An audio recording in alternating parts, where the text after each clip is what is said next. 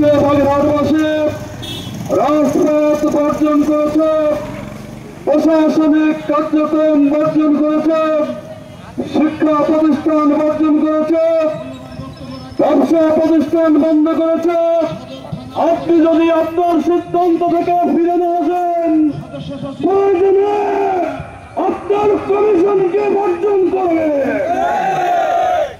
আমি বলতে চাই, আজকে যে আন্দোলন চলছে, আন্দোলন শেষ নয়, এই আন্দোলন শুরু হতে পারে। আপনার হঠকারী সিদ্ধান্তের কারণে যদি মোংলা বন্দর অচল হয়ে থাকে, ইপিজেড অচল হয়ে পড়ে, বাগেরহাট প্রশাসন কার্যকারিতা হারিয়ে ফেলে, সে দায়ভার আপনাকেই গ্রহণ করতে হবে। সুতরাং শুভ বুদ্ধি